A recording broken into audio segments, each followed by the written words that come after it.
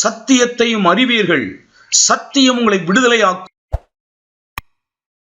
மறுபடியும் தேவ சமூகத்திலே நம்ம வருகிறதற்கு ஆண்டவர் கொடுத்த நல்ல சந்தர்ப்பத்திற்காக, அவருடைய கிருபைக்காக கர்த்தருக்கு ஸ்தோத்திரம். ஆமென். காலை ஆராதனைக்கு வருவது என்பது ஞாயிற்றுக்கிழமை கண்டிப்பாக நம்ம எல்லாரும் வரணும் என்ற ஒரு மனநிலை நமக்கு இருக்கும். ஏன்னா ஞாயிற்றுக்கிழமை என்றால் அது ஆராதனை நாள், வரணுங்கிற அந்த ஸ்தோத்திரம் மனநிலை. ஆனால் மாலை மறுபடியும் நம்ம வருகிறோம் என்றால் அது தேவனுடைய வார்த்தைக்காக மட்டுமே வருகிறோம். அல்லேலூயாவா. தேவனுடைய வார்த்தை எவ்வளவு விலையேற பெற்றது, நம்முடைய வாழ்க்கை எவ்வளவு மாற்றத்தக்கது என்பதை வேத வசனத்தினுடைய அந்த மகிமையை அறிந்தவர்களாக இந்த மாலை நாம் மறுபடியும் தேவ சமூகத்தில் வருகிறோம். ஆண்டவருடைய பிள்ளைகள் எல்லாருக்கும் நான் வாழ்த்துக்களை சொல்லுகிறேன்.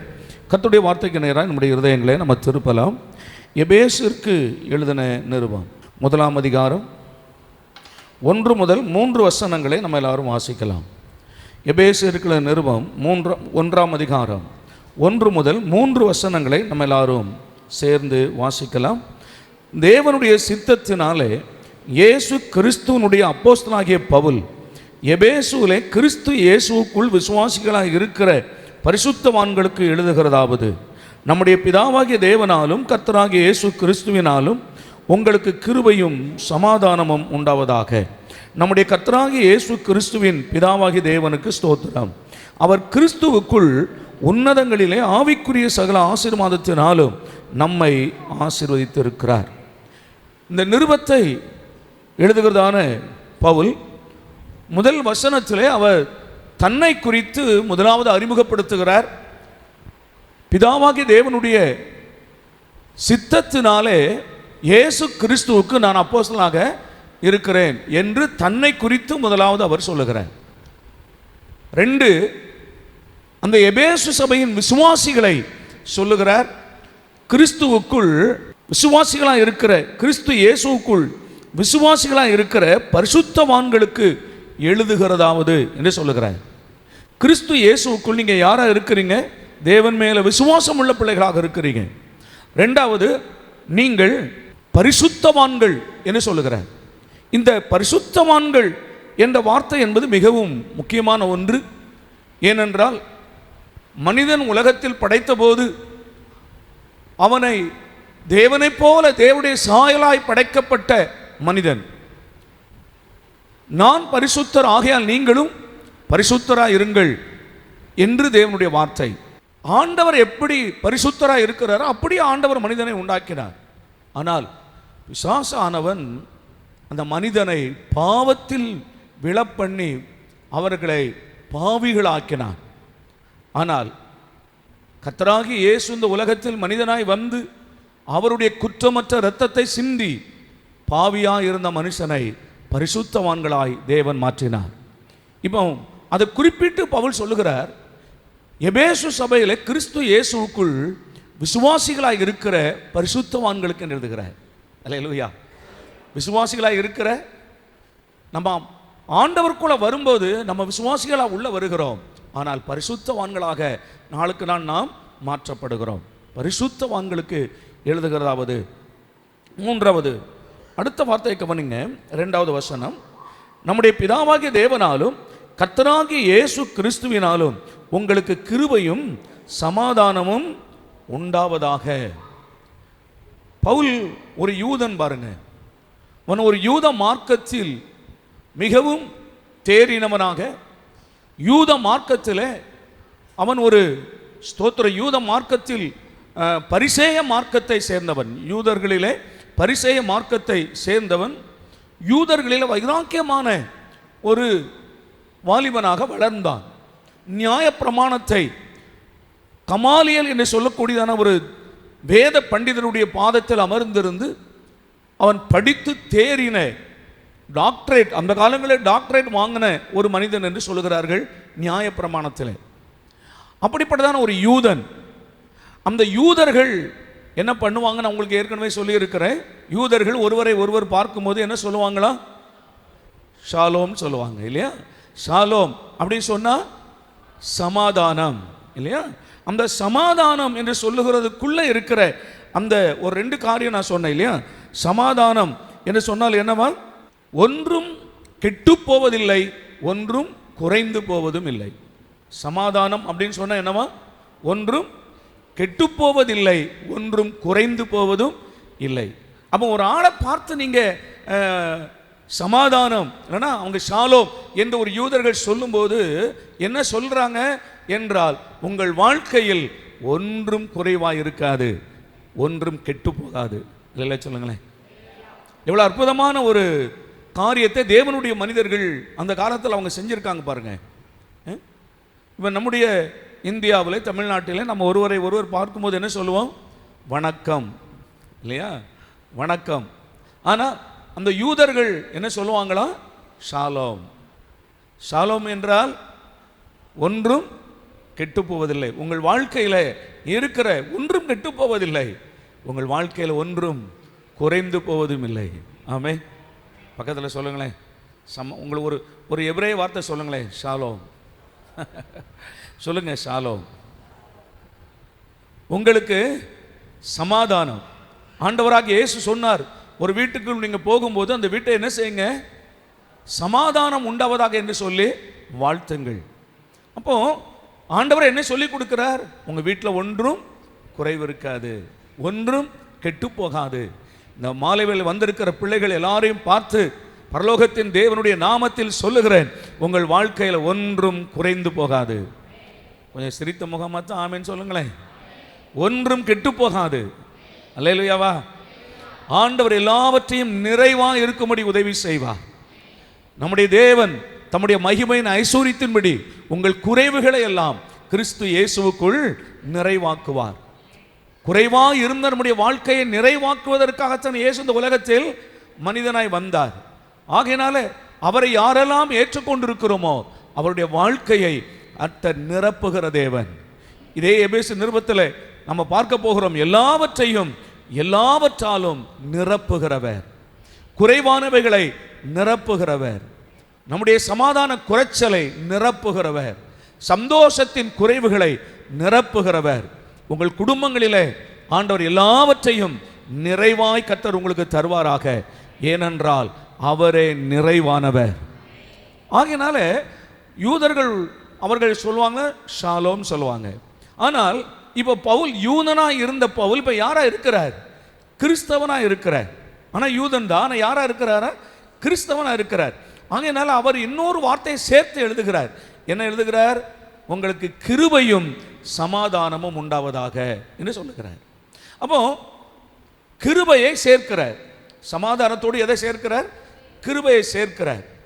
தேவனுடைய பிள்ளைகளின் வாழ்வில் கிருபை இல்லாமல் சமாதானம் இல்லை. புதிய ஏற்பாட்டு காலத்திற்குள் வாழ்கிற தேவ பிள்ளைகளுக்கு வேதம் சொல்லுகிறது, சகலமும் கிருபையினாலே வருகிறது. நாம் ரட்சிக்கப்பட்டது கிருபையினாலே, நாம் மீட்கப்பட்டது கிருபையினாலே, நாம் சுத்திகரிக்கப்பட்டு பரிசுத்தவான்களாய் மாறினது கிருபையினாலே, நம்முடைய நாமம் ஜீவ புஸ்தகத்தில் எழுதப்பட்டது கிருபையினாலே.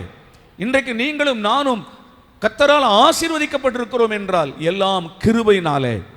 கிருபை இல்லாமல் சமாதானம் இல்லை. நான் உங்களுக்கு சொன்னேன், கிருபைதான் துவக்கம், சமாதானம் முடிவு. ஆமென்.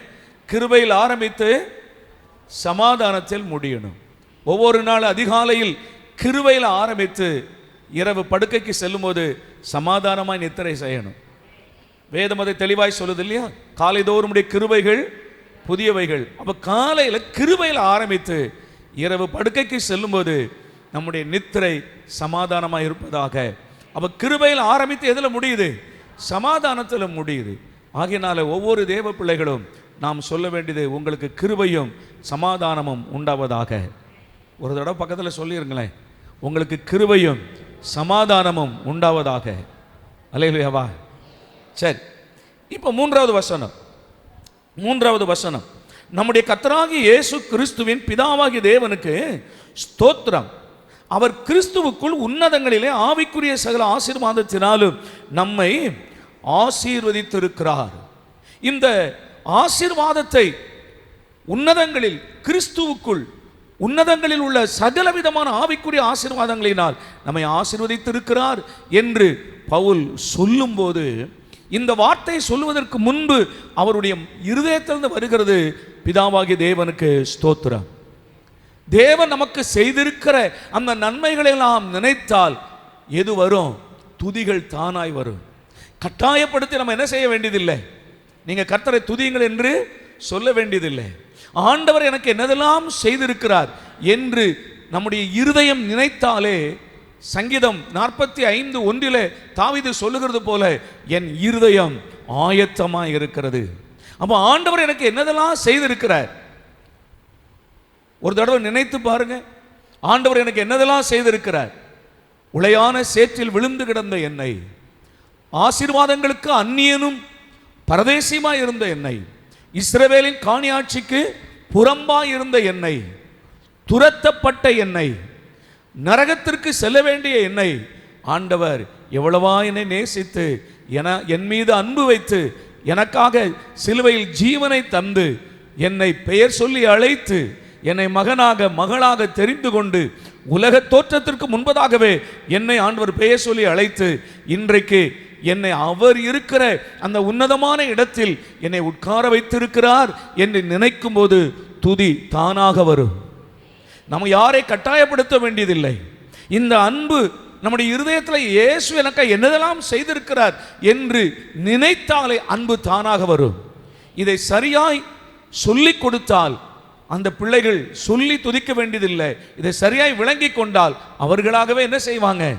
பாடல் நேரத்தில் முழு இருதயத்தோடு பாடுவாங்க. நீங்கள் சில இடங்களில் பார்த்தா, சில ஊழியக்காரங்களை நான் பார்த்து இருக்கிறேன், ஒரு 3 அல்லேலூயா சொல்லுவோம் அப்படிம்பாங்க. அல்லேலூயா அல்லேலூயா அல்லேலூயா. ஆனால் நம்ம சபையில் அப்படி ஒரு நாளும் 3 அல்லேலூயா சொல்லுங்க 7 அல்லேலூயா சொல்லுங்க நீ சொல்றது இல்லை. ஏன்னா அப்படி கர்த்தருக்கு மகிமை செலுத்துவது ஒரு குறிப்பிட்ட நம்பர்ல அல்ல. ஆமாவா? அல்லேலூயா. எண்ணுக்கடங்காத நன்மைகளை செய்திருக்கிறவர் அவருக்கு எண்ணுக்கடங்காத துதிகளை செலுத்துகிறோம். அப்போ கர்த்தரை துதிக்கிறதற்கு ஒரு நம்பர் அல்ல. ஏன்னா அவங்க அந்த 3 அல்லேலூயா தான் கேட்டு வாங்க வேண்டியது இருக்கிறது. ஒரு 3 அல்லேலூயா சொல்லுங்க, அதுவும் முதல்ல வேகமாக இருக்கும். அல்லேலூயா அல்லேலூயா அல்லே அப்படி வந்துடும். ஆண்டவருக்கு ஸ்தோத்திரம். ஆனால் தேவன் எனக்கு செய்திருக்கிற நன்மைகளை எல்லாம் என் இருதயம் நிறைந்திருந்தால் நான் கர்த்தரை எக்காலத்திலும் ஸ்தோத்தரிப்பேன். அவர் துதி எப்போது என் நாவில் இருக்கும். அந்த 3 அல்லேலூயா அல்ல, 7 அல்லேலூயா அல்ல. ஆண்டவருக்கு ஸ்தோத்திரம். எண்ணுக்கடங்காத அல்லேலூயாவை சொல்ல முடியும். அப்போ பவுல் இதை நினைத்து களி கூறுகிறார். இந்த ஆசீர்வாதங்களை சொல்லுவதற்கு முன்பு, ஆண்டவர் எனக்கு எப்படிப்பட்ட ஆசீர்வாதங்களை தந்திருக்கிறார் என்று சொல்லுவதற்கு முன்பு அவருடைய இருதயம் களி கூறுகிறது.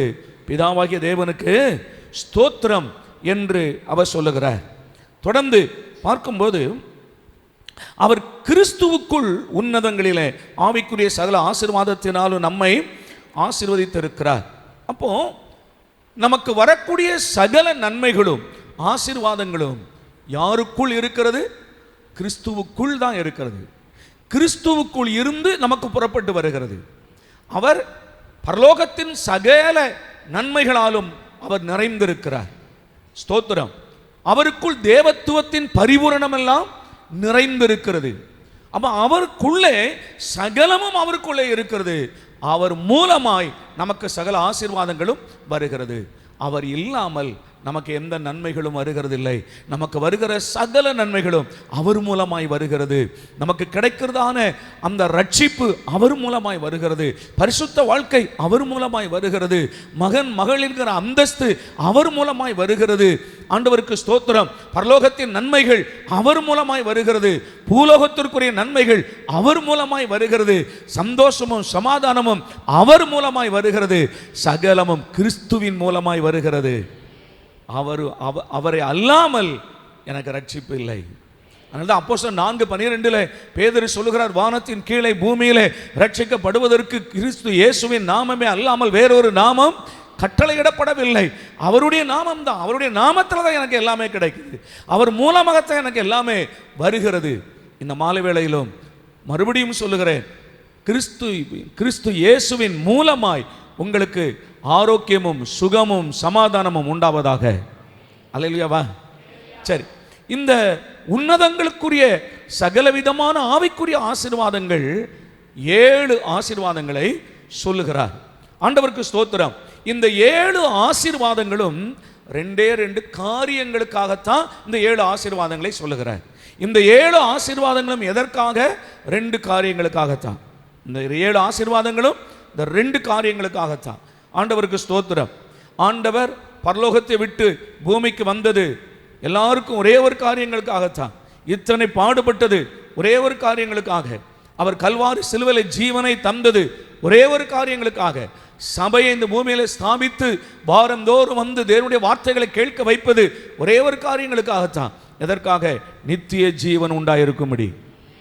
அப்போ இங்கே பவுல் சொல்லுகிற 2 காரியங்களுக்காக 7 வித உன்னதத்திற்குரிய ஆசீர்வாதங்களை நமக்கு தந்திருக்கிறார் என்று சொல்லுகிறார்.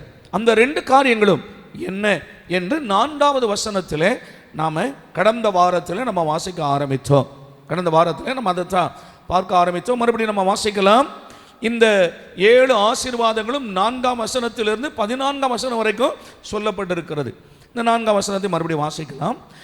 தமக்கு முன்பாக நாம் அன்பில் பரிசுத்தம் உள்ளவர்களும் குற்றம் இல்லாதவர்களுமாய் இருப்பதற்கு அவர் உலக தோற்றத்திற்கு முன்னே கிறிஸ்துவுக்குள் நம்மை தெரிந்து கொண்டபடியே. எதற்காக? 2 காரியங்கள் தான். எதற்காக? தமக்கு முன்பாக அன்பில் பரிசுத்தம் உள்ளவர்களும் குற்றம் இல்லாதவர்களுமாய் இருக்கும்படிக்கு. இந்த 2 காரியங்களுக்காகத்தான் கர்த்தர் நம்மை தெரிந்து கொண்டார். கீழே வருகிற சகல ஆசீர்வாதங்களை இதற்காகத்தான் தந்திருக்கிறார். அப்போ இந்த 2 காரியங்கள் தான்.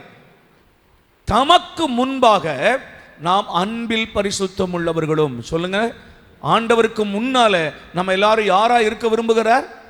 அன்பில் பரிசுத்தம் உள்ளவர்களும். போன வாரத்தில் இதை குறித்து நான் உங்களுக்கு கொஞ்சம் சொன்னேன் இல்லையா? ஏன்னா இந்த காரியம் நமக்கு மிகவும் தேவையான ஒன்று, நம்முடைய வாழ்க்கைக்கு மிகவும் முக்கியமான ஒன்று. ஆகையினால இது கொஞ்ச நேரம் பேசுனதுனால பூரணமாகாது. இதை குறித்து நம்ம இன்னும் கொஞ்சம் விரிவாக நம்ம பார்க்கணும். தேவனுக்கு முன்பாக நம்மை ஆண்டவர் ரட்சித்திருப்பது எதற்காக? அன்பில் பரிசுத்தம் உள்ளவர்களாய் இருப்பதற்காக. இந்த அன்பு, உலகத்தில் பார்க்கிற அன்புகள் எல்லாம் அது ஒரு மாய்மாலமான அன்பாக இருக்கிறது. போன வாரத்தில் நான் சொல்ல ஆரம்பித்தேன் இல்லையா? குறைவான அன்புகள். அந்த அன்பு ஒரு மனிதர்களோ மனுஷியா நம்முடைய அன்பு கூறுகிறார்கள், ஒருவருக்கு ஒரு அன்பு கூறுகிறார்கள் என்றால் அந்த அன்புக்கு பின்னால ஒரு சுய லாபம் இருக்கிறது, ஒரு சுயம் இருக்கிறது.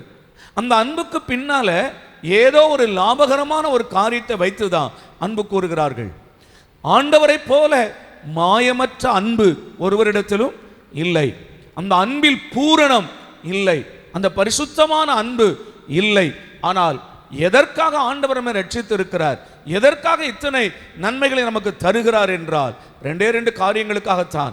ஒன்று, அவருக்கு முன்பாக நம் அன்பில் பரிசுத்தம் உள்ளவர்களும் குற்றம் மற்றவர்களுமாய் இருக்கும்படிக்கு தேவன் நம்மை தெரிந்து கொண்டார்.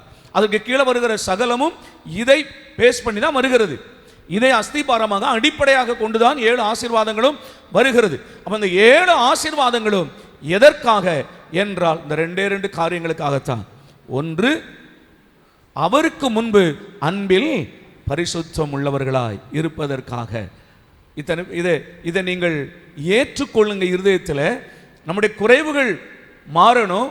ஆண்டவரே, எங்களுடைய அன்பில் நாங்கள் குறைவுள்ளவர்களாக இருக்கிறோம், அன்பில் நாங்கள் இன்னும் பூரணப்படுவதற்கு ஆண்டவர் எங்களுக்கு கிருபை தாரும்.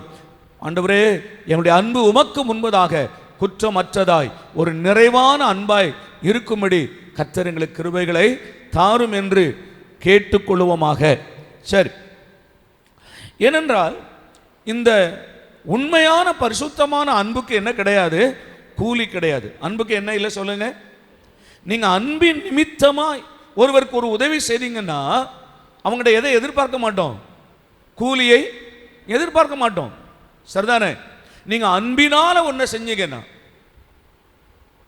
அன்பினால ஒன்றை செஞ்சீங்கன்னா அவங்க தேங்க்ஸ் சொன்னா கூட இதுக்கெல்லாம் நீங்க ஏன் தேங்க்ஸ் சொல்றீங்க? என்ன, நான் என்ன அந்நியனா? அன்புக்காக செய்தேன். இந்த அன்புக்காக செய்வதை ஒரு தேங்க்ஸ் கூட, நன்றியை கூட என்ன செய்கிறது இல்லை, அது எதிர்பார்க்கிறது இல்லை. ஆனால் உலகத்தில் மக்களை பார்த்தால் எதை செய்தாலும் அவங்க எதை எதிர்பார்க்கிறோம், ஒரு கூலி எதிர்பார்க்கிறாங்க. போன வாரம் சொன்ன இல்லையா, எவன் கூலி இல்லாமல் ஆலயத்தின் வாசல் கதவை சாத்துவான், எவன் கூலி இல்லாமல் பலிபீடத்தில் அக்னியை கொளுத்துவான் ஆண்டவர் சொன்னார். ஏன்னா எல்லா மனிதர்களும் எதை எதிர்பார்த்து தான் செய்கிறோம், கூலியை எதிர்பார்த்து தான் செய்கிறோம். ஒரு கூலி இல்லாவிட்டால் நாம் அதை செய்கிறதில்லை. அதனால தான் ஆண்டவர் சொல்லுகிறார், இல்லப்பா, அன்பு என்பது கூலிக்காக செய்யப்படுகிறது அல்ல. பேதுரு ஒரு நாள் கேட்டார் பாருங்க ஆண்டவரை பார்த்து, இல்லை பேதுரு ஆண்டவரை பார்த்து என்ன கேட்டார், ஆண்டவரே, நாங்கள் எல்லாவற்றையும் விட்டு விட்டு உம்மை பின்பற்றினோமே, எங்களுக்கு என்ன கிடைக்கும்? ஒரு கூலி எதிர்பார்க்கிறாரா? நாங்கள் படகை விட்டுட்டு வந்தோம், மீன்பிடி தொழிலை விட்டுட்டு வந்தோம், லாபகரமான ஒரு நாள் இல்லாட்டாலும் இன்னொரு நாள் எல்லாம் சேர்த்து கிடைக்கும், அதையெல்லாம் விட்டு விட்டு நாங்கள் உமக்கு பின்பாக வந்தோமே, எங்களுக்கு என்ன கிடைக்கும்? ஆண்டவருக்கு ஸ்தோத்திரம். அப்போ இதுதான் மனிதனுடைய இயல்பு. ஆனால் தேவன் சொல்லுகிறார், இல்லை, ஆண்டவருக்கு முன்னாலும் சரி மனிதர்களுக்கு முன்னாலும் சரி உங்களுடைய அன்பு குற்றமற்றதாய், உங்களுடைய அன்பு பரிசுத்த அன்பாய் இருக்க வேண்டும் என்று விரும்புகிறார். இன்னைக்கு ஒரு வசனம் வாசிக்கலாம், அதிலிருந்து நான் உங்களோடு கூட வார்த்தைகளை கொஞ்சம் விளக்க நான் விரும்புகிறேன். ரோமருக்கு எழுதின நிருபம் 12ஆம் அதிகாரம், ரோமருக்கு எழுதின நிருபம் 12வது அதிகாரம் 9வது வசனத்தை வாசிக்கலாம். உங்கள் அன்பு மாயமற்றதாய் இருப்பதாக. போதும் மக்களே, உங்கள் அன்பு மாயமற்றதாய் இருப்பதாக. என்ன இது விளங்குதா உங்களுக்கு? உங்கள் அன்பு எப்படி இருப்பதாக? அப்ப மனிதர்கள் எப்படிப்பட்ட அன்பை செலுத்துகிறார்கள், எப்படிப்பட்ட அன்பு உள்ளவர்களாக இருக்கிறாங்க? அவங்க ஒரு மாயை, ஒரு மாயமான அன்பு தான் செலுத்துறாங்க. இது ஆங்கில வேதாகமத்தில் வாசிங்கன்னா, ஆங்கில பைபிளில் நீங்கள் கொஞ்சம் வீட்டில் வாசிங்கன்னா உங்கள் மொபைலில் இருந்தால் நீங்கள் வாசித்து பாருங்க. உங்கள் அன்பு பாசாங்கு செய்கிற அன்பாய் இல்லாதிருப்பதாக. என்ன அன்பு அப்படின்னா என்ன? அன்பு மாதிரி ஒரு நடிப்பு இல்லையா? நீ பாசாங்கு அன்பு காண்பிக்கிறதை போல நடிக்காத. உங்கள் அன்பு எப்படி இருக்கணும்?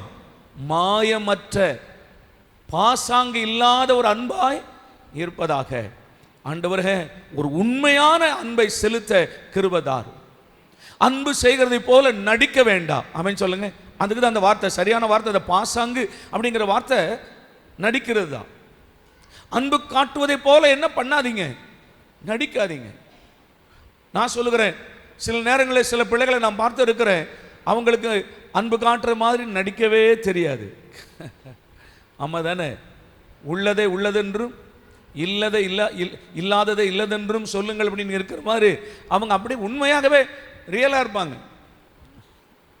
அன்பு காட்டுற மாதிரி நடிக்கலாம் தெரியாது. நம்ம உண்மையா ஃபேக்டா மக்கள்கிட்ட வந்து பேசுறோமா, வெளிப்படையா இருக்கிறோமா?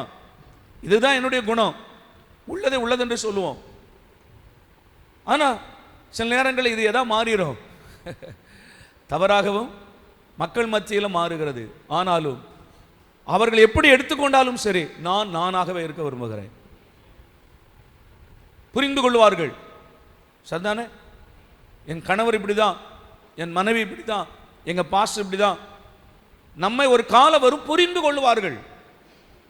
பைபிள் தெளிவாய் சொல்லுகிறது, உங்கள் அன்பு மாயமற்றதா இருப்பதாக.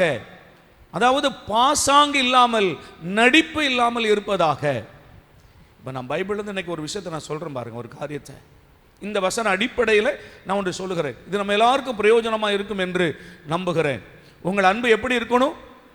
மாயமற்ற, பாசாங்கு இல்லாத, நடிப்பு இல்லாத ஒரு அன்பாக, அவருக்கு முன்பாக பரிசுத்தமான அன்பாக இருப்பதாக. சரி, முதல் குடும்பம் உங்களை அங்கே நான் கூட்டிகிட்டு போகிறேன். முதல் குடும்பம் ஆதாம் ஏவாள். இவர்களுக்கு முதலாவது ஒரு பையன் பிறக்கிறான். அவனுடைய பெயர் என்ன? காயின். இவன் தான் மூத்தவன் இல்லையா? மூத்தவன். ரெண்டாவது ஒரு மகன் பிறக்கிறான், ஆபேல். இந்த மூத்த மகன் இவன் என்ன தொழில் செய்கிறான்? விவசாயம் பண்ணுகிறான். விவசாயம் பண்ணுகிறான். ரெண்டாவது மகன் ஆபேல், அவன் தம்பி இளையவன், இவன் ஆடு மேய்க்கிறான் இல்லையா? இவர்கள் ரெண்டு பேரும் கர்த்தரை ஆராதிக்க போறாங்க. ரெண்டு பேரும் கர்த்தர் ஆராதிக்க போகிறாங்க. கர்த்தருக்கு ஆராதனை செய்ய வேண்டும் என்று முதல் குடும்பத்திற்கே ஆண்டவர் சொல்லி இருக்கணும். ஏன்னு கேட்டா வேற சந்ததி இல்லை, வேற மூத்தவர்கள் யாரும் இல்லை, அங்கே சபை இல்லை. அப்போ ஆண்டவர் தான் அவர்களுக்கு என்ன பண்ணியிருக்கணும், சொல்லி இருக்கணும் இல்லையா? அப்போ இவங்க ரெண்டு பேரும் கர்த்தரை ஆராதிக்க போகிறார்கள். கர்த்தரை ஆராதிக்க போகும்போது இவர்கள் வெறுங்கையாய் போகவில்லை. ஏன்னா அவன் விவசாயி, இவன் மேய்ப்பன். அவன் எதை எடுத்துட்டு போறான்? அவன் கனிகளை கொண்டு போகிறான் இல்லையா? கனிகளை கொண்டு போகிறான். இவன் தன் மந்தையில் முதலீற்றையும் கொழுமையானவைகளையும் கொண்டு போகிறான். இதை நீங்க நல்லா புரிந்து கொள்ளுங்க. இப்போ நீங்க அப்படியே ஆதியாகமத்தின் புஸ்தகம் 4ஆம் அதிகாரத்துக்கு வாங்க. ஆதியாகமத்தின் புஸ்தகம் 4ஆம் அதிகாரத்துக்கு வாங்க. இந்த அன்பு எப்படிப்பட்ட ஒரு அன்பு என்பதற்கு நான் அங்கிருந்து ஆண்டவர் எனக்கு காண்பித்தார். இங்கிருந்து உங்களோடு கூட பேசுவதற்கு ஆண்டவர் எனக்கு நினைப்பூட்டினார். ஆகையினால இதை இன்றைக்கு உங்களோடு நான் பேசுகிறேன்.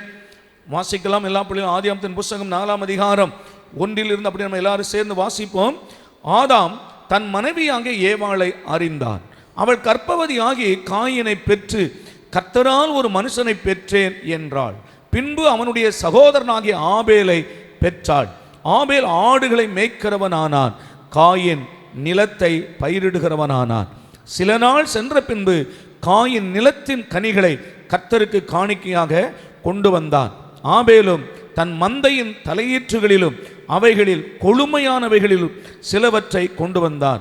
ஆபேலையும் அவன் காணிக்கையும் கர்த்தர் அங்கீகரித்தார், காயினையும் அவன் காணிக்கையும் அவர் அங்கீகரிக்கவில்லை. அப்பொழுது காயினுக்கு மிகவும் எரிச்சல் உண்டாகி அவன் முகநாடி வேறுபட்டது. அப்பொழுது கர்த்தர் காயினை நோக்கி, உனக்கு ஏன் எரிச்சல் உண்டாயிற்று? உன் முகநாடி ஏன் வேறுபட்டது? நீ நன்மை செய்தால் மேன்மை இல்லையோ? நீ நன்மை செய்யாதிருந்தால் பாவம் வாசற்படியில் படுத்திருக்கும். அவன் ஆசை உன்னை பற்றி இருக்கும், நீ அவனை ஆண்டு கொள்ளுவாய் என்றார். காயின் தன் சகோதரனாகிய ஆபேலோடே பேசினான். அவர்கள் வயல்வெளியில் இருக்கும் சமயத்தில் காயின் தன் சகோதரனாகிய ஆபேலுக்கு விரோதமாய் எழும்பி அவனை கொலை செய்தான்.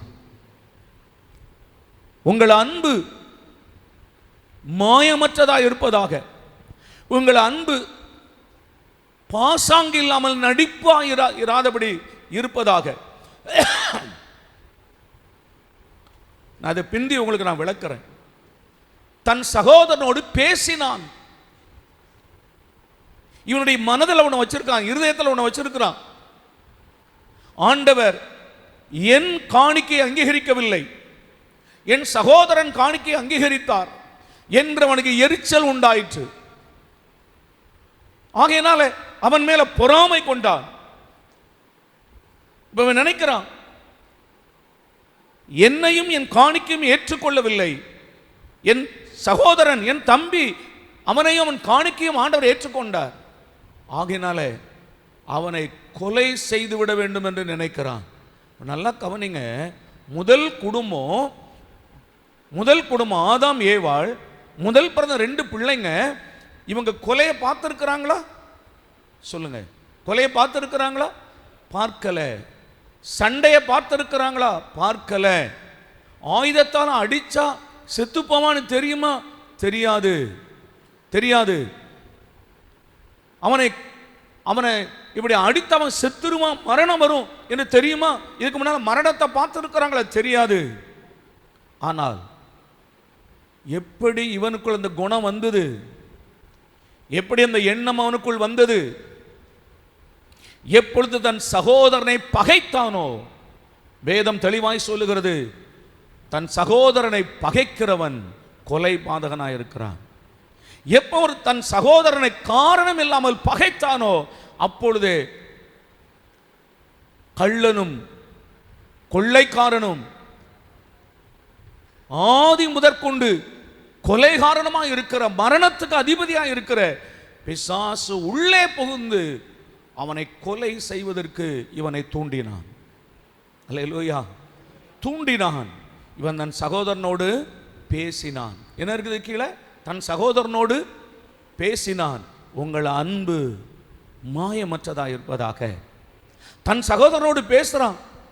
எப்படி பேசியிருப்பான்?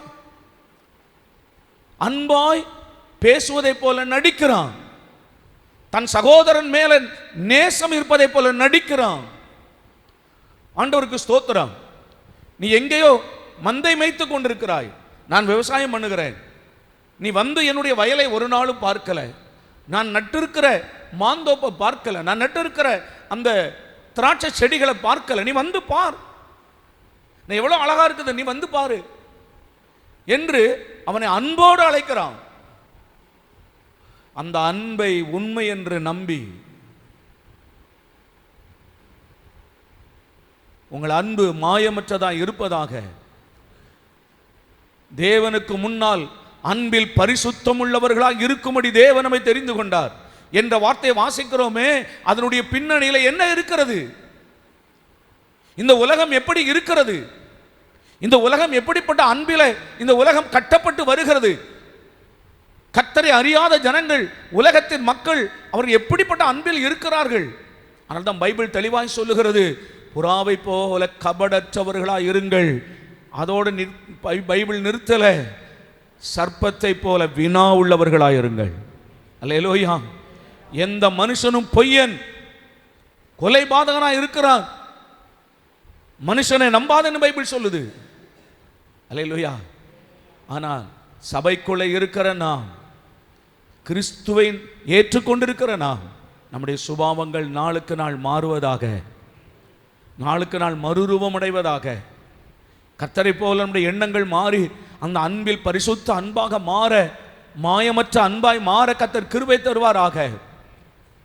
ஆண்டவருக்கு ஸ்தோத்திரம்.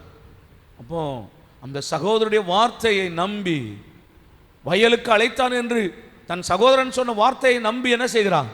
அவன் வயலுக்கு போகிறான். மந்தையை விட்டு விட்டு அவன் வயலுக்கு போகிறான். அவன் தந்திரமாய் அழைத்தான். அவனுடைய அன்பு மாயமுள்ள அன்பாக இருந்தது. அங்கே அவன் என்ன செய்கிறான்? ஆயுதங்களால் தாக்கி அவனை கொன்று போடுகிறான். நான் நினைக்கிறேன், அந்த பையனை அடிக்கும்போது என்ன நினைச்சிருப்பான்? இல்லை என்ன சொல்லியிருப்பான்? என்ன கதறி இருப்பான்? அண்ணா, நீ அன்பா கூப்பிட்டதுனால தானே நான் வந்தேன், நீ என் மேல உண்மையாக அன்பா இருக்கிறான்னு நினைச்சுதானே நான் உன்னை நம்பி வந்தேன். என் அன்பு பிள்ளைகளே, மாய்மாலமான அன்பு செலுத்துகிறவருடைய வார்த்தையை நம்பி மோசம் போகாதிருங்கள். மனிதர்கள் வஞ்சகமாய் அன்பு காட்டுகிறார்கள். வாலிப பிள்ளைகள் கவனமா இருங்க.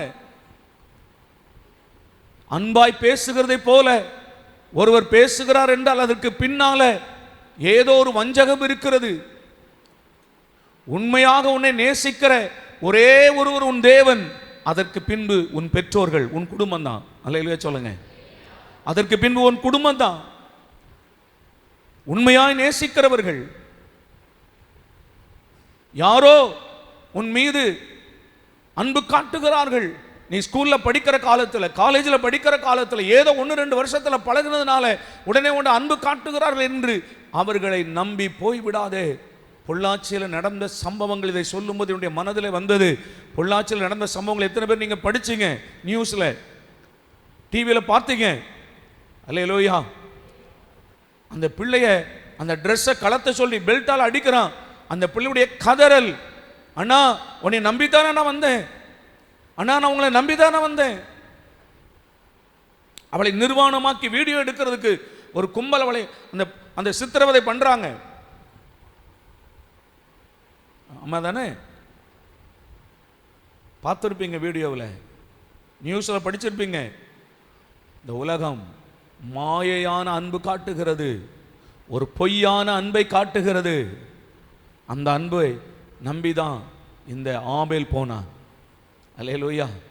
சரி, இதற்கு பின்னால் இருக்கிற சத்தியத்தை நான் கொஞ்சம் விளக்கட்டுமா? ஏன்னா இதெல்லாம் நமக்கு கொஞ்சம் தெரிய ஆசையாக இருக்கும்.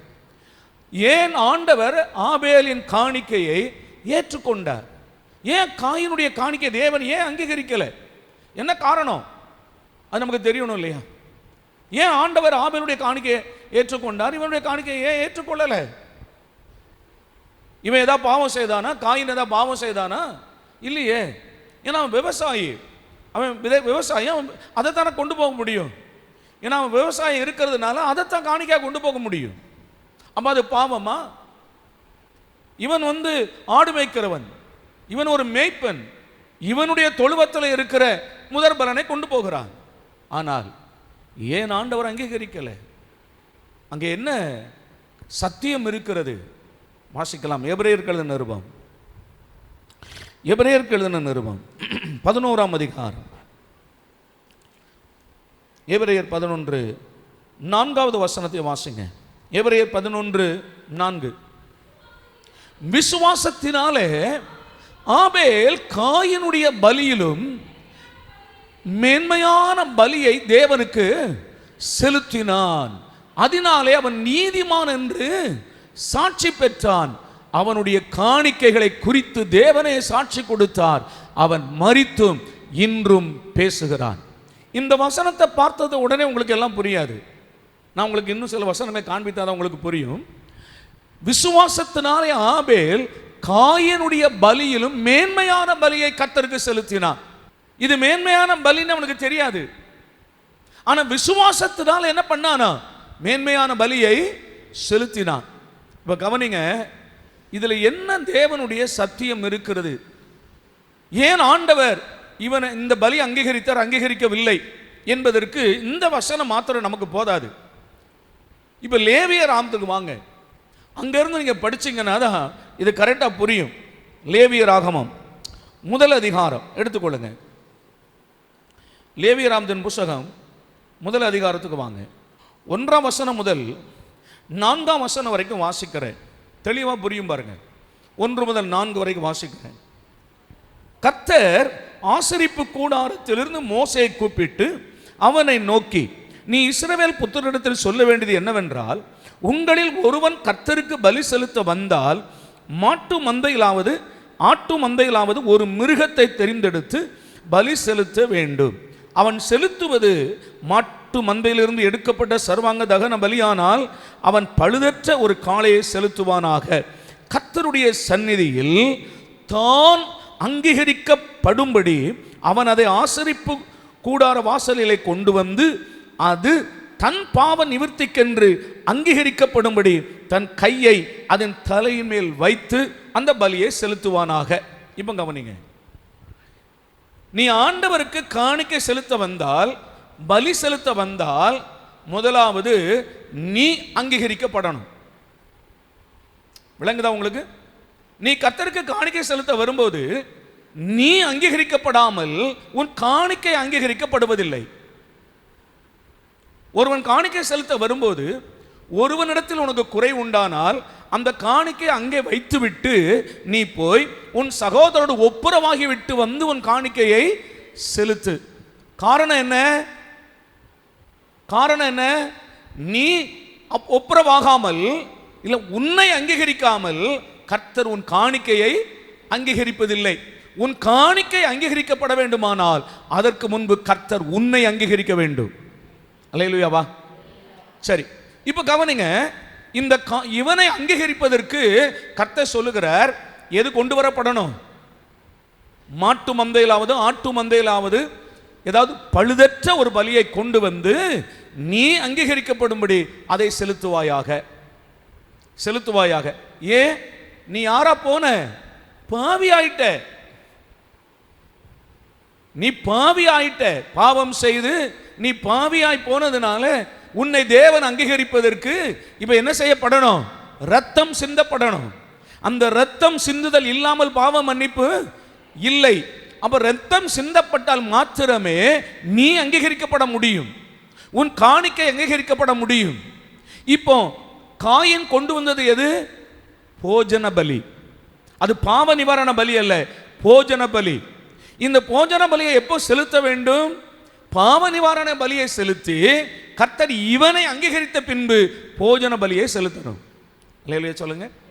அப்போ ரெண்டு பேரும் ரெண்டு விதமான பலிகளை கொண்டு வருகிறாங்க. இவன் பாவ நிவாரண பலியை கொண்டு வருகிறான், அவனோ போஜன பலியை கொண்டு வருகிறான். விளங்குனா? இவன் பாவ நிவாரண பலியை கொண்டு வருகிறான், அவன் போஜன பலியை கொண்டு வருகிறான். அந்த பாவ நிவாரண பலி எப்படி இருக்கணும்? பழுதற்றதாய் இருக்கணும், குற்றமற்றதாய் இருக்க வேண்டும். இப்போ அதனால தான் எபிரேய நிருபக்காரன் சொல்லுகிறான், விசுவாசத்தினால அவன் காயீனின் பலியிலும் மேன்மையான பலியை செலுத்தினான். அவனுக்கு தெரியாது இதை செலுத்தினா ஆண்டவர் என்னை அங்கீகரிப்பார் என்று அவனுக்கு தெரியாது. ஆனால் அவனிடத்தில் இருக்கிறவைகளை அவன் கொண்டு வருகிறான், அதை விசுவாசத்தினாலே செலுத்தினான் என்று சொல்லுகிறார். அப்போ இன்றைக்கும் ஆண்டவர் நம்மை நாம் செலுத்துகிற காணிக்கைகளை தேவன் அங்கீகரிக்க வேண்டுமானால் முதலாவது கர்த்தர் நம்மை அங்கீகரிக்க வேண்டும். நம்மை அங்கீகரிப்பதற்கு குற்றமற்ற பாவ நிவாரண பலி செலுத்தப்பட வேண்டும். அந்த குற்றமற்ற பாவ நிவாரண பலியை செலுத்தி அந்த பலி அங்கீகரிக்கப்பட்டு அதற்கு பின்பு கர்த்தர் நம்மை அங்கீகரிக்கிறார். நான் சொல்ற எத்தனை பேர் விளங்குது? நம்மை அங்கீகரிக்கும்படி எது அங்கீகரிக்கப்படணும்? பலி அங்கீகரிக்கப்படணும். பலி அங்கீகரிக்கப்பட்டால் தான் கர்த்தர் நம்ம என்ன செய்வார்? அங்கீகரிப்பார். இப்போ நான் இன்னொரு உங்களுக்கு நான் அதை விளக்குறேன், நீங்கள் அந்த வசனம் மறுபடியும் கவனிங்க. 3:4 அவன் செலுத்துவது மாட்டு மந்தையிலிருந்து எடுக்கப்பட்ட சர்வாங்க தகனபலியானால் அவன் பழுதற்ற ஒரு காளையை செலுத்துவானாக. கர்த்தருடைய சன்னதியில் தான் அங்கீகரிக்கப்படும்படி அவனது ஆசரிப்பு கூடார வாசலிலே கொண்டு வந்து அதுனா எது? மிருகம் இல்லையா? அது தன் பாவ நிவர்த்திக்கென்று அங்கீகரிக்கப்படும்படி, எது? பலி அங்கீகரிக்கப்படும்படி தன் கையை அதன் தலையின் மேல் வைத்து பின்னால அவனுடைய பாவத்தை அதன் மேல் அறிக்கையிட்டு அந்த பலி செலுத்தப்படுவதாக. சரி, இப்ப இவன் அங்கீகரிக்கப்படணும்னா எது அங்கீகரிக்கப்படணும்? பலி அங்கீகரிக்கப்படணும். இப்ப நீங்களும் நானும் கர்த்தருடைய சமூகத்தில் அங்கீகரிக்கப்படுவதற்கு நாம் செலுத்தின குற்றமற்ற இல்லாவிட்டால் அந்த பழுதற்ற பலி எது? வேதம் தெளிவாய் சொல்லுகிறது, தேவ ஆட்டுக்குட்டியாகிய கிறிஸ்து நமக்காய் பழுதற்ற பலியாய் அவர் ஒப்பு கொடுக்கப்பட்டார். சத்தியம் உள்ளதுனா அப்படித்தானே ரட்சிக்கப்பட்டிருக்கிறோம். நீங்கள் அங்கீகரிக்கப்பட்டிருக்கிறீங்களா தேவனால? நீங்கள் அங்கீகரிக்கப்பட்டாதான் நம்முடைய ஜெபம் அங்கீகரிக்கப்படும். நீங்கள் அங்கீகரிக்கப்பட்டால்தான் உங்கள் விண்ணப்பம், உங்கள் ஆராதனை அங்கீகரிக்கப்படும்.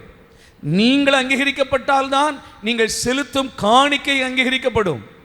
ஆண்டவருக்கு ஸ்தோத்திரம். கட்டுக்கட்டாக கொண்டு போய் காணிக்கையை போடலாம், ஆனால் அது அங்கீகரிக்கப்படுமா தெரியாது. ஆண்டவருக்கு ஸ்தோத்திரம். ஒரு கொள்ளையடிக்கிறவன், சாராய வியாபாரி, இல்லவிட்டால் லஞ்சம் வாங்குகிறவன் கொண்டு செலுத்தப்படுகிற காணிக்கையை தேவன் அங்கீகரிப்பாரா என்றால் நான் சொல்லுகிறேன், நோ. அவன் அங்கீகரிக்கப்படாமல் அவன் செலுத்துகிற காணிக்கை அங்கீகரிக்கப்படுவது இல்லை. உன் காணிக்கை அங்கீகரிக்கப்பட வேண்டுமானால் நீ அங்கீகரிக்கப்பட வேண்டும். நீ அங்கீகரிக்கப்பட வேண்டுமானால் உனக்கென்று ஒரு பலி அங்கீகரிக்கப்பட வேண்டும். அதுதாங்க பைபிள் சொல்லுது. அல்லேலூயாவா? அப்ப நமக்காக கிறிஸ்து பழுதற்ற பலியா என்ன செய்தாரா? ஒப்பு கொடுக்கப்பட்டார். அப்படிதான் பைபிள் சொல்லுது. உங்களுக்கு ஆதாரத்துக்கு 2 வசனம் தந்துடுறேன். எபிரேயர் 9:14, 1 பேதுரு 1 வசனம். எபிரேயர் 9:14 நித்திய ஆவியினாலே தம்மை தாமே பழுதற்ற பலியாக தேவனுக்கு ஒப்பு கொடுத்த கிறிஸ்துவனுடைய ரத்தம். அல்லேலூயா சொல்லுங்க. நமக்காக தம்மை பழுதற்ற பலியாக தம்மை ஆண்டவர் ஒப்பு கொடுத்தார். நீங்களும் நானும் அங்கீகரிக்கப்படுவதற்காக, பரலோகம் நம்மை ஏற்றுக்கொள்வதற்காக, தேவனுடைய பிள்ளையாக பரலோகம் நம்மை அங்கீகரிப்பதற்காக கிறிஸ்து பழுதற்ற பலியாய் தம்மை நமக்காக ஒப்பு கொடுத்தார். எத்தனை பேர் சந்தோஷமா? என் தேவன் எனக்காக ஒப்பு கொடுக்கப்பட்டார். நான் பாவியாய் இருக்கும்போது, நான் துன்மார்க்கனாய் இருக்கும்போது, அந்நியராய் இருக்கும்போது என்னை என் தேவன் அங்கீகரித்துக் கொள்வதற்காக அவர் பழுதற்ற பலியாக எனக்காக அவர் ஒப்பு கொடுக்கப்பட்டார். அந்த பலியை பரலோகம் ஏற்றுக்கொண்டது. அந்த பலியை பிதாவாகிய தேவன் ஏற்றுக்கொண்டார். ஆமென். அந்த பலி ஏற்றுக்கொள்ளப்பட்டதுனாலே, அந்த பலியினாலே, அந்த பலியை விசுவாசிக்கிறதுனாலே நீங்களும் நானும் என்ன செய்திருக்கிறோம்? இன்னைக்கு ரட்சிக்கப்பட்டிருக்கிறோம். ஆமென். ஸ்தோத்திரம். 1 பேதுரு 1:19 குற்றமற்ற மாசற்ற ரத்தம் அப்படின்னு எழுதியிருப்பாரு. குற்றமில்லாத மாசற்ற ஆட்டுக்குட்டியாகிய, இங்க பலியை சொல்லுவார் பாருங்க. நீ ஒரு ஆட்டுக்குட்டி ஆண்டவருடைய சமூகத்தில் கொண்டு போதும் போது அந்த பலி எப்படிப்பட்டதா இருக்கணும்? பழுதற்ற பலியா இருக்கணும். அப்படின்னா என்ன? அப்படின்னா என்ன என்றால், புண்ணு இருக்கக்கூடாது, கால் உடைஞ்சதா இருக்கக்கூடாது, ஊனமா இருக்கக்கூடாது. கர்த்தருக்கு செலுத்துகிற பலி அப்போ குற்றமற்ற ஒரு பலி அப்படின்னு சொன்னா அவர் ஒருவர் தான். எல்லா மனிதரும் பாவம் செய்து குற்றமற்றவர்களாய், குற்றம் உள்ளவர்களாய் போனார்கள். இந்த உலகத்தில் நீதிமான் ஒருவனும் இல்லை. நம்மை அவருக்கு முன்னால அங்கீகரிக்கப்படுவதற்கு அவர் குற்றமற்றவராய் வந்து அவரை கல்வாரி சிலுவையில பலி செலுத்தினார். பாவ நிவாரண பலி ஆனார். அவர் பலி செலுத்தப்பட்டதுனால இன்றைக்கு நாம் தேவனால் அங்கீகரிக்கப்பட்டிருக்கிறோம். எத்தனை பேர் இதை நீங்க இப்போ இதெல்லாம் நம்ம அறியும் போது தான் ஒரு மூணலையிலே சொல்லுங்க, அப்படி சொல்ல வேண்டிய அவசியமே இல்லை. விளங்குதா உங்களுக்கு? இந்த அன்புல நிறைந்து இருக்கும்போது இருதயம் சொல்லிக்கிட்டே இருக்கும். நான் காலையில் சொன்னது போல என் எலும்புகள் சொல்லும், அம்மாவா உமக்கு ஒப்பானவர் யார் என்று கர்த்தாவை என் எலும்புகள் சொல்லும். எப்படி எலும்புகள் சொல்லும்? இல்லை, நான் அந்த தேவனுடைய அன்பால நிறைந்து இருக்கிறேன். என் இருதயம் நல்ல விசேஷத்தினால் பொங்குகிறது. தேவன் எனக்கு செய்த நன்மைகள் எல்லாம் நினைக்கும் போது அவரை துதிக்காமல் இருக்க முடியாது. எப்படி தூக்கம் வரும்? இல்லை, எப்படி உறக்கம் வரும்? ஏன் வருது? ஆண்டுடைய சமூகத்தில் வந்து பாடலை பாடும்போது, கர்த்தரை ஆராதிக்கும் போது, தொழுது கொள்ளும் போது, தேவனுடைய வார்த்தையை கேட்கும் போது எப்படி உறக்கம் வரும்? நான் சொல்லுகிறேன், தேவனுடைய அன்பை நீ சரியாய் புரிந்து கொண்டால், கர்த்தர் எனக்கு என்னதெல்லாம் செய்திருக்கிறார் என்று உன் இதயம் அந்த தேவ அன்பினால் நிறைந்திருக்குமானால், உன் இருதயம் கர்த்தரை துதிக்கிற துதியினால் நிறைந்திருக்கும். உன் வாயினாலே நான் கர்த்தரை எக்காலத்திலும் சோத்தரிப்பேன், அவர் துதி எப்போதும் என் வாயில் இருக்கும் என்று நீ எப்பொழுது ஆண்டவரை துதிக்க முடியும்? ஆலயத்தில் வந்தால் கர்த்தரை நீ எப்பொழுதும் துதித்துக் கொண்டே இருப்பாய். உன் வாய் கர்த்தரை புகழ்ந்து கொண்டே இருக்கும்.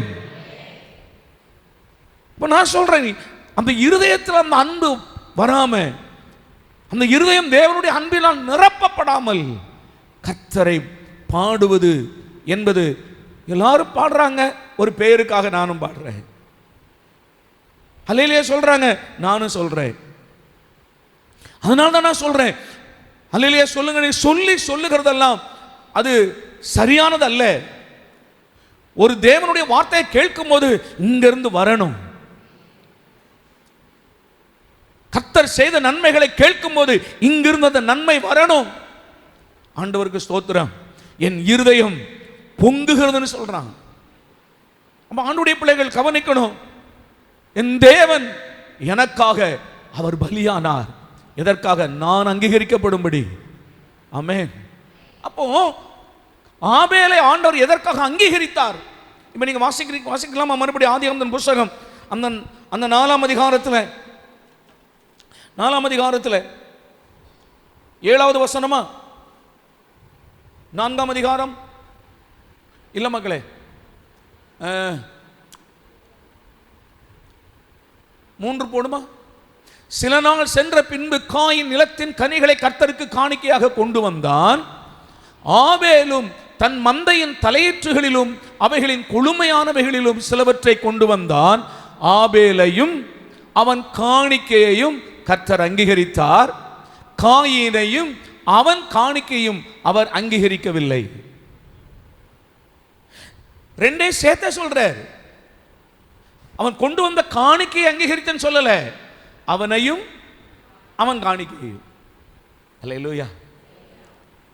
சில நேரங்களில் நம்மிடத்துல வந்து யாராவது ஒரு பெரிய காணிக்கை கொடுத்தா நம்ம அந்த காணிக்கையை அங்கீகரிப்போமே தவிர அந்த மனுஷனை கர்த்தர் அங்கீகரித்து இருக்கிறாரா என்று நம்ம பார்க்கிறதே இல்லை.